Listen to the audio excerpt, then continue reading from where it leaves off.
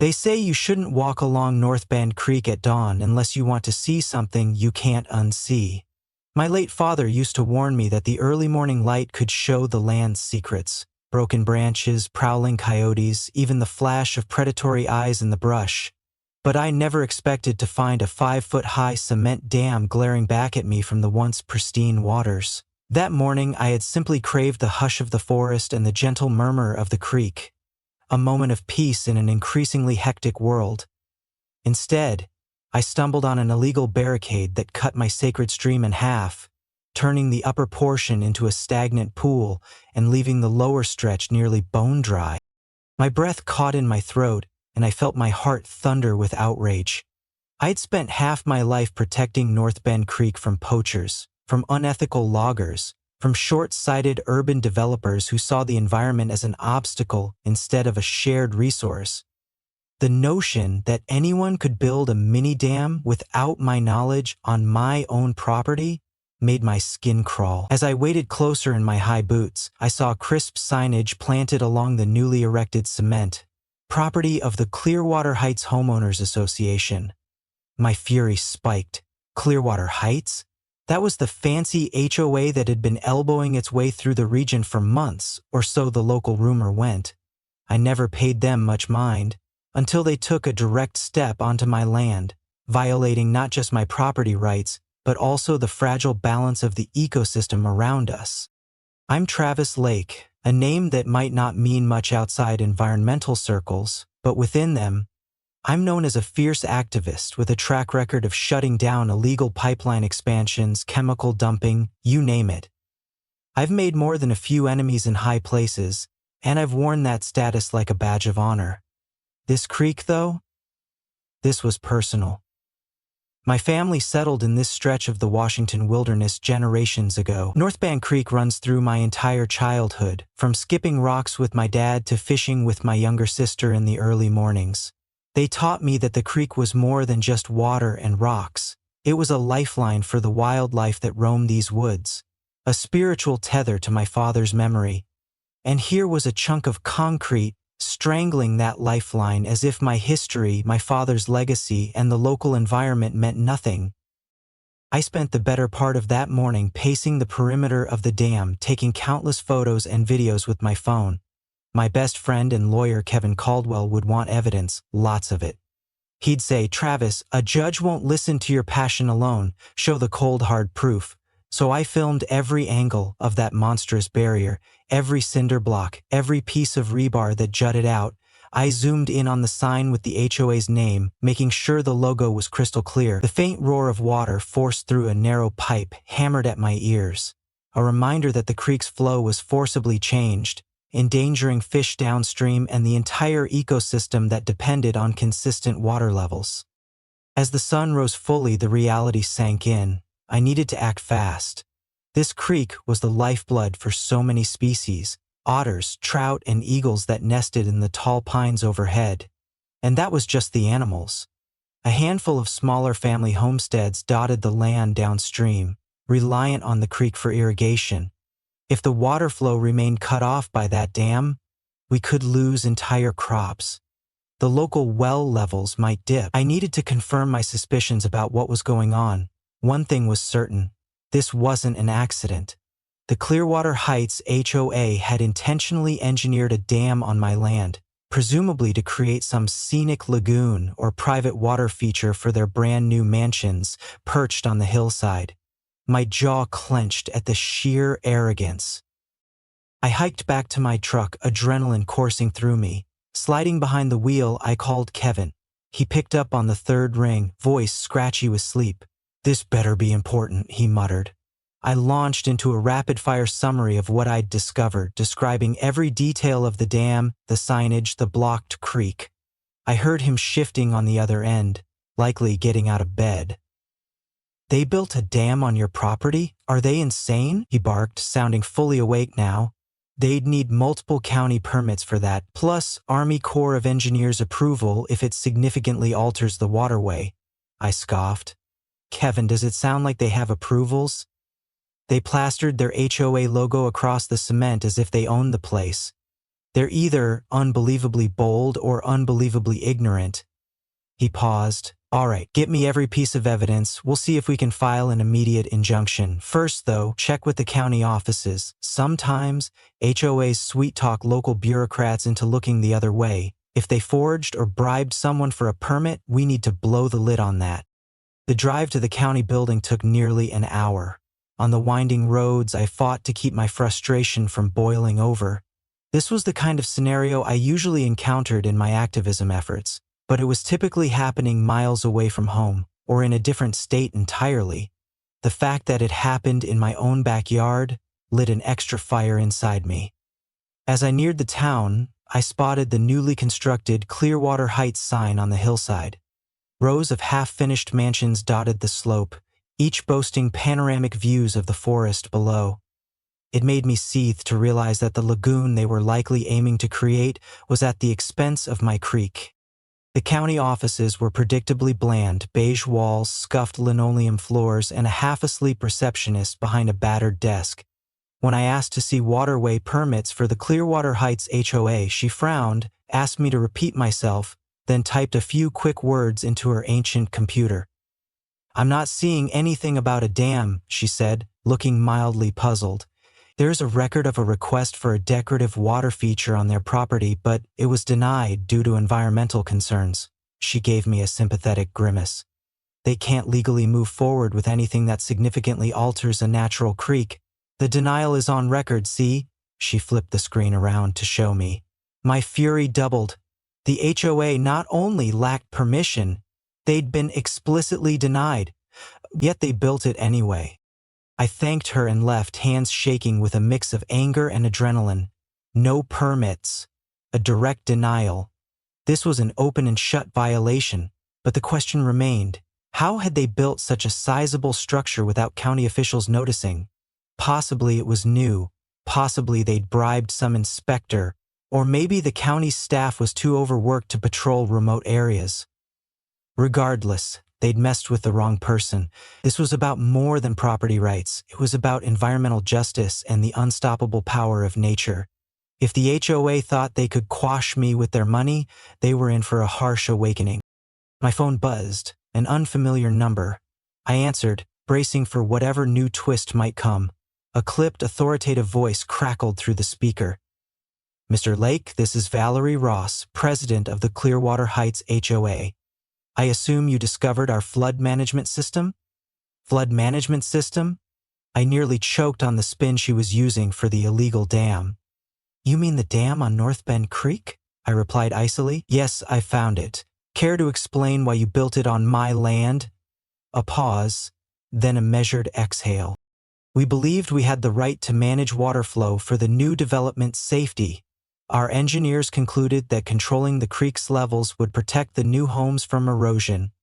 Besides, your property line is ambiguous along that bank, and the county was informed.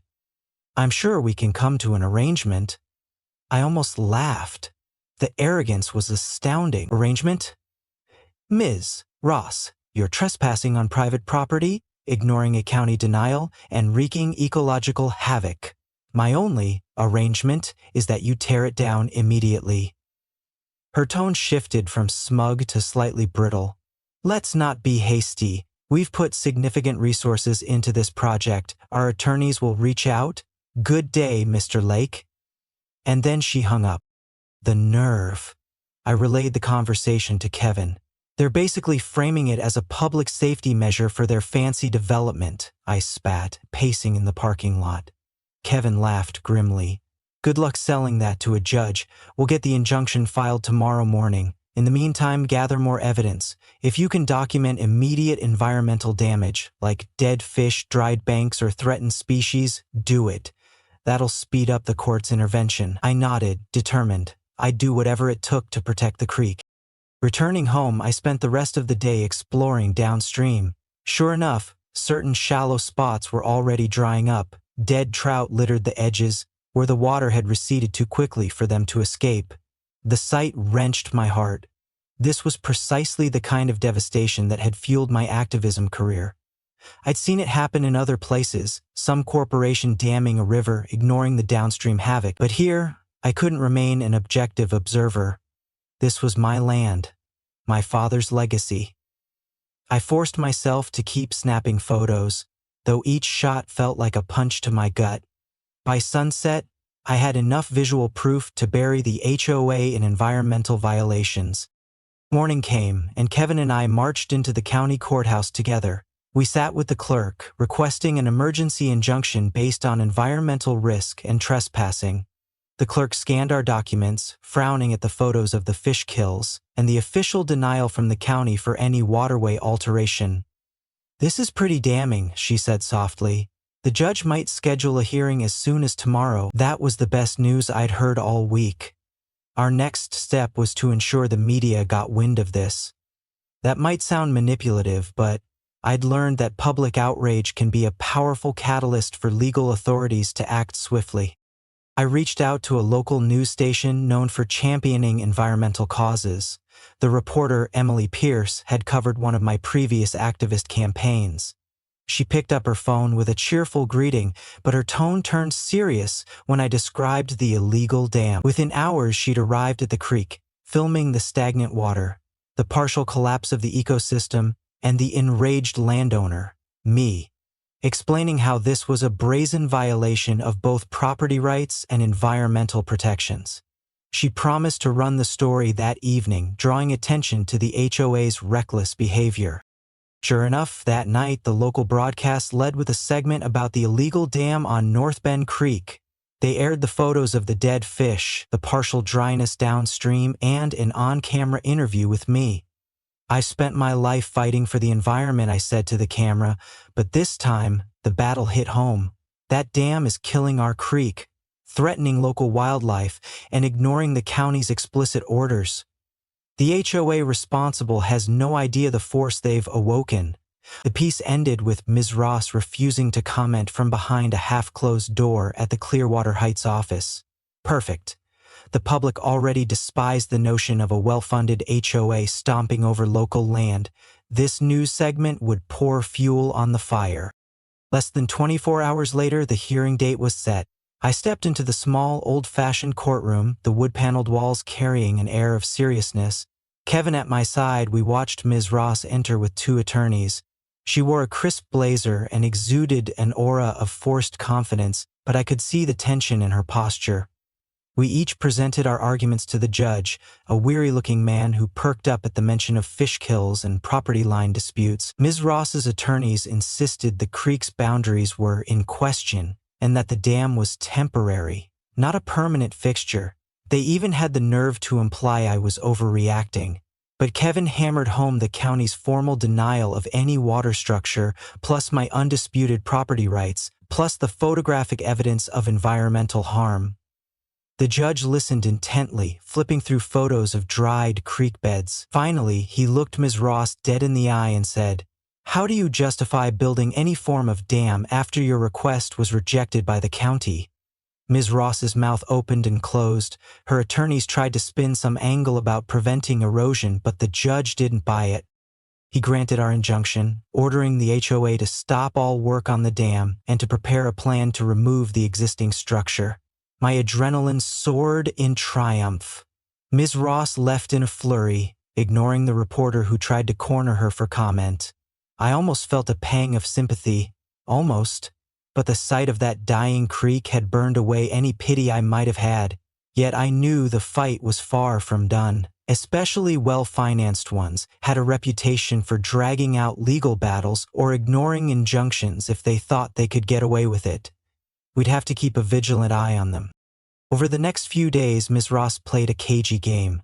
She publicly claimed the dam was for flood control in the new development, implying that I was a stubborn local who threatened the safety of their residents by refusing to address water flow concerns. I responded with a calm but firm statement about how the HOA never consulted professional hydrologists, never sought the mandatory permits, and had no legal claim to build on my property, let alone tamper with a creek that was crucial to the region's ecosystem.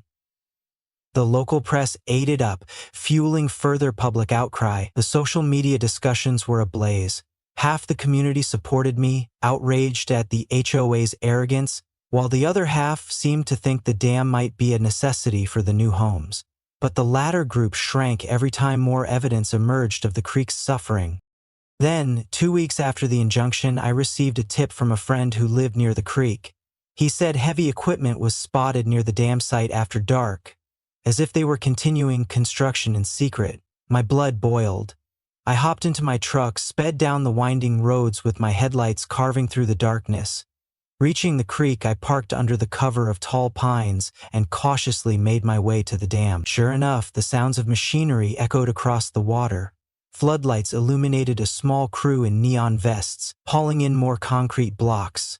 Outrage coursed through my veins. They were openly defying a court order, risking fines or worse. But if they finished that dam overnight, tearing it down later might be exponentially harder. I pulled out my phone, filming every second. Then I dialed the county sheriff's office, adrenaline pounding in my ears. The deputy on duty sounded skeptical at first. Late-night calls about trespassing or building disputes were common, but the moment I mentioned the injunction, the dam, and the fact that I had video proof, his tone changed. "Stay put, we'll send someone," he said. I hung up, continuing to record from a safe distance. Within 30 minutes, 2 sheriff's vehicles arrived. Their flashing lights cut through the gloom, bathing the illegally expanded dam in red and blue. Workers dropped their tools, scurrying like startled mice. The lead deputy approached them, brandishing a copy of the court order. Ms. Ross wasn't present, but a site manager insisted he was just following orders from the HOA board. The deputy calmly pointed out the injunction and stated they were in violation of a court directive.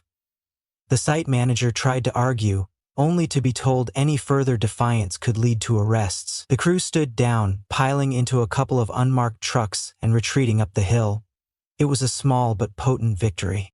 The next morning, the local newspaper ran a headline, "HOA crew busted defying court order at creek." The accompanying photo captured uniformed deputies confronting the workers in the harsh glare of floodlights. Ms. Ross refused to comment, fueling speculation about her unscrupulous methods. Meanwhile, the county judge scheduled a follow-up hearing to address the contempt of court. If Ms. Ross or the HOA management were found in contempt, they could face hefty fines or even jail time. That's when I realized Ms. Ross had pushed this so far she might be willing to do anything to protect her big development. I braced for a potential escalation. Sure enough, I found ominous letters in my mailbox, anonymous notes warning me to stop interfering or face consequences, ridiculous threats typed out in bold letters that made me laugh at their desperation. But I took them seriously enough to inform Kevin and the sheriff, who agreed the HOA might be trying to intimidate me. The sheriff increased patrols near my property, and I installed some basic security cameras to monitor the creek path. This was the price I paid for being a feared environmental activist, I suppose. People sometimes tried to scare me off, but I'd never backed down before, and I wasn't about to start now. The contempt hearing arrived with a media frenzy swirling around it. Local and regional outlets wanted in on the spectacle. Ms. Ross appeared in court with an air of forced calm, flanked by 3 attorneys this time. The judge wasted no time in slamming them for ignoring the injunction. "Explain to me," he demanded, "why your crew was on site pouring additional concrete at midnight." Ms. Ross's lawyers fumbled, claiming it was a misunderstanding, that the workers were only assessing structural safety, but the judge wasn't buying it. Kevin presented my nighttime video recordings complete with timestamps. The judge's face darkened. "This is blatant defiance of a court order. Ms. Ross, I'm holding the Clearwater Heights HOA in contempt." He imposed a substantial daily fine for every day the dam remained in place, and threatened jail time if they continued resisting. Ms. Ross's cheeks flared red. She muttered something about appealing, but for the moment she was cornered. That evening, my phone buzzed with a call from the local TV station. They wanted my reaction to the contempt ruling. I told them I was grateful the legal system recognized the HOA's lawlessness and that my ultimate goal was to restore the creek. "They might have money, but they can't buy the right to destroy an ecosystem," I said. The interviewer, impressed with my unwavering stance, ended the segment by calling me a driven environmental advocate who will stop at nothing to save his beloved stream. The public ate it up, rallying behind me. The condemnation of the HOA grew so fierce that some prospective buyers in Clearwater Heights threatened to pull out if the dam fiasco wasn't resolved. Pressure mounted on Miss Ross from within her own ranks. Over the next week, the progress was slow but steady. The HOA, facing massive fines, hired a demolition crew to remove the top layers of the dam. A hush fell over the forest as we watched them chip away at the concrete structure, letting more water flow through. I stood on the bank, hands folded across my chest, filming it all. Miss Ross was notably absent, presumably holed up in her plush HOA office, cursing my name. By day's end, a good chunk of the dam was gone, allowing the creek to run freer. The fish kills were still a tragedy, but at least no new harm would be done. Then, in a surprising twist, an agent from the Environmental Protection Agency, EPA, contacted me. He said he'd seen the news coverage and wanted to investigate potential Clean Water Act violations. I welcomed him eagerly, guiding him to the site. He took water samples, snapped pictures, asked me countless questions about the timeline. By the end, he concluded that the HOA could be on the hook for federal violations if they significantly disrupted the creek's navigable waters or harmed protected wildlife. That possibility might mean not just fines but also criminal liability for any individuals who orchestrated the dam. I nearly felt sorry for Ms. Ross. She probably never imagined building a dam on some inconsequential creek could blow up into a federal case. But that's the thing about messing with a waterway. Water is life, and federal agencies take it very seriously, especially when endangered species might be involved. A week later, Ms. Ross reached out to me personally, her tone noticeably subdued. "Mr. Lake," she said, voice cracking ever so slightly, "I'd like to discuss a settlement that ensures the creek's restoration while avoiding further legal entanglements." My eyebrows rose. She sounded cornered, defeated even. "I'm listening," I replied, though part of me relished her desperation. She cleared her throat. "The HOA is prepared to remove the entire dam, rehabilitate the creek under expert guidance, and provide monetary compensation to cover environmental restoration. In return, we'd appreciate your help dismissing any further federal charges." I suppressed a humorless laugh. "Ms. Ross, you must realize that I don't control the EPA. They conduct their own investigations. But if you do everything right, fully restore the creek, pay for damages, and remain transparent, I might be willing to relay that effort to the feds. That's the best I can offer." She paused a beat, exhaling. "All right, let's arrange an official meeting. My attorneys will contact you." The meeting took place at a neutral location, the county administration building, inside a sterile conference room with flickering fluorescent lights. Ms. Ross arrived wearing a subdued pantsuit, her usual haughty demeanor replaced by a nervous edge. Her attorneys fanned out behind her. On my side sat Kevin, the EPA agent, and a county representative who would oversee the creek's restoration. Ms. Ross avoided my gaze at first, then forced herself to look me in the eye. "This has all gotten out of hand," she said, voice trembling. "We never intended to cause environmental damage. We just needed to manage the water for our community's stability." I offered a cold smile. "Yet you built a structure explicitly denied by the county on land that wasn't yours, ignoring the environmental repercussions. That goes beyond a simple oversight." At that point, the EPA agent spoke up, clarifying the scope of possible federal violations. He explained that if the HOA cooperated fully, dismantling the dam, conducting environmental restoration, and paying fines, criminal charges might be avoided, or at least mitigated. Ms. Ross's attorneys looked pained. Apparently, they realized they had no real leverage, so they agreed to a timeline for complete dam removal, habitat restoration, and a compensation fund for local homeowners downstream who'd suffered reduced water flow. The county rep took detailed notes, making sure the settlement covered every angle. We hammered out the agreement for hours. By the end, Ms. Ross looked positively deflated. When the final plan was typed up and circulated for signatures, Ms. Ross hesitated. She stared at the dotted line, then glanced at me. "Mr. Lake, I hope you understand we didn't do this out of malice," she offered quietly. "I'm not a monster. just a representative trying to make a comfortable space for our residents. I softened my glare slightly, though I couldn't muster sympathy. Comfort at the expense of a creek that's existed for centuries? That's not a fair trade. But if you follow through with this restoration, at least you'll be helping to fix the damage you caused. She nodded and signed. I followed suit, feeling a wave of relief that at last the creek would be liberated. Over the next several weeks, bulldozers returned to the site, but this time under county and EPA supervision. They chipped away at the remaining dam, hauling off rubble chunk by chunk. Environmental specialists arrived to test water quality and reintroduce native plants along the banks. I watched with cautious optimism as water levels rose, returning the creek to something closer to its natural state. The fish might take time to rebound, but at least they had a shot now, and the once-lost flow revived the wetlands downstream, enabling farmers to water their crops again. Word spread around the county that North Bend Creek was healing, and people who'd watched the drama unfold offered their gratitude for my persistence. I appreciated their support, though I knew it wasn't just me. The law, the judge, the outraged community, and a tenacious media spotlight had all contributed to Ms. Ross's comeuppance. In the aftermath, Ms. Ross stepped down as president of the Clearwater Heights HOA.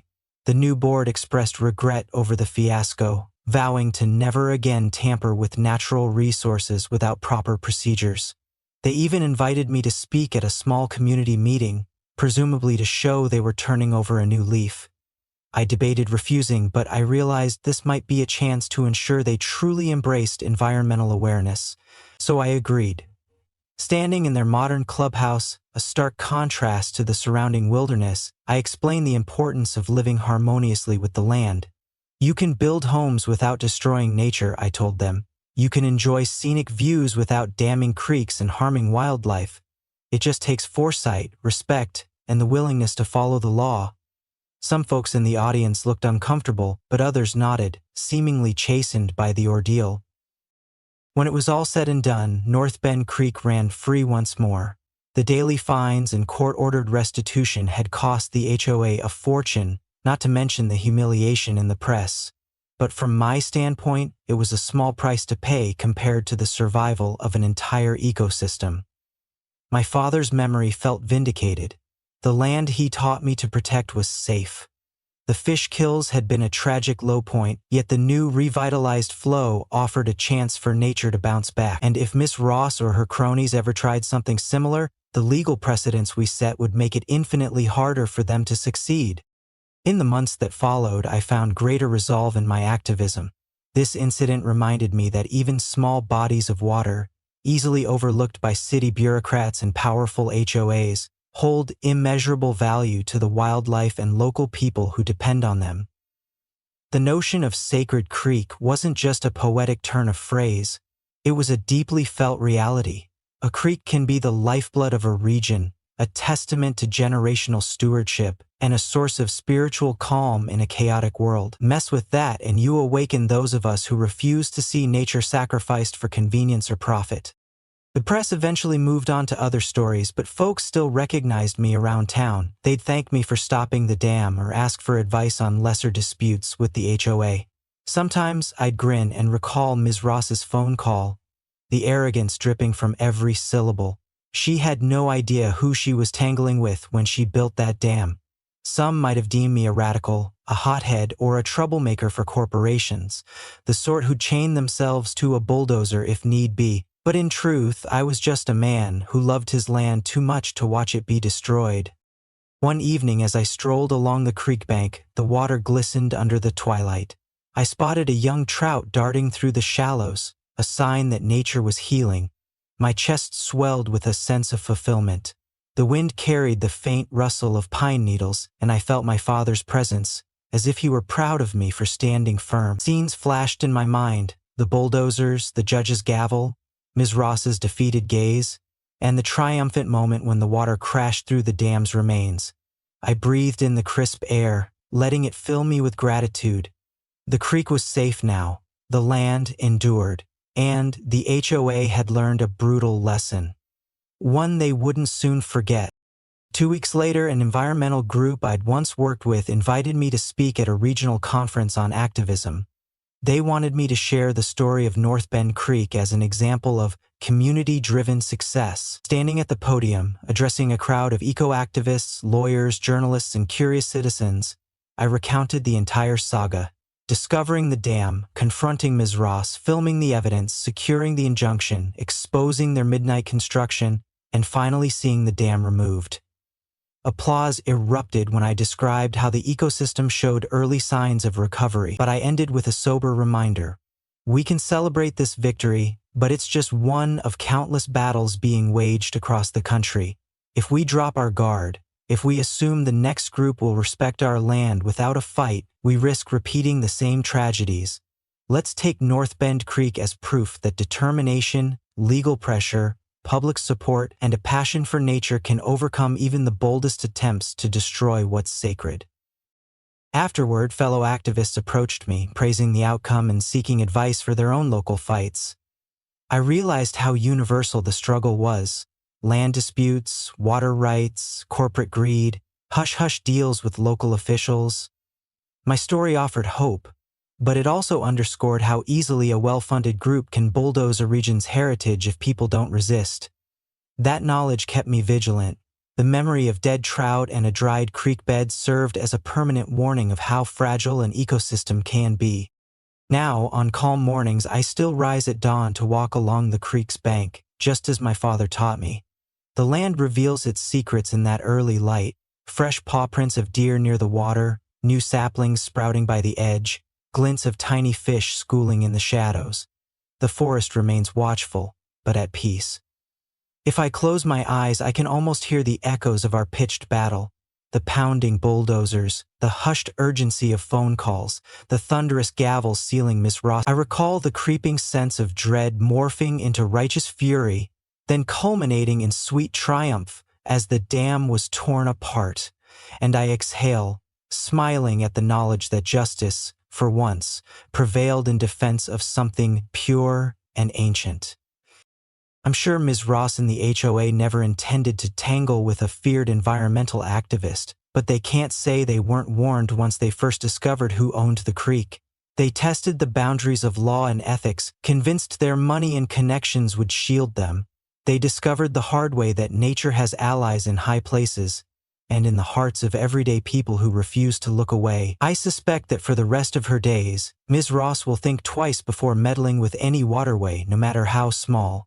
Because behind every trickling stream there might be someone like me, ready to unleash the force of the law, the press, and public outrage to protect it.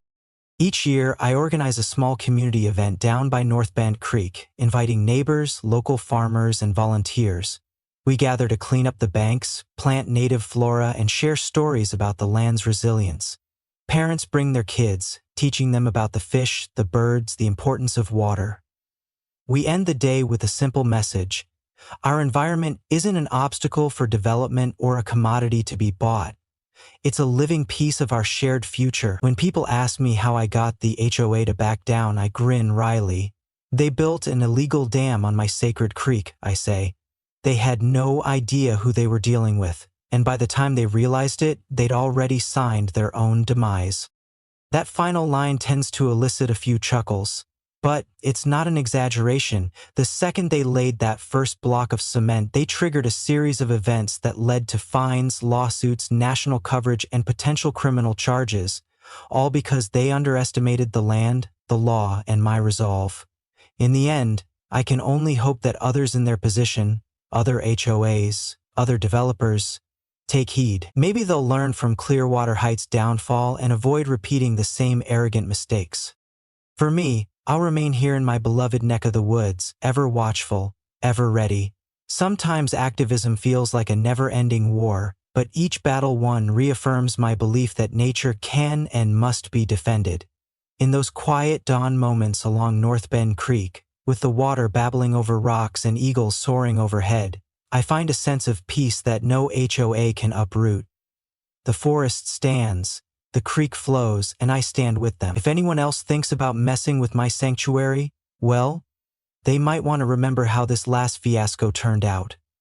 Because I'm not just a caretaker of the land, I'm its guardian, and I'm more than willing to fight tooth and nail for every inch.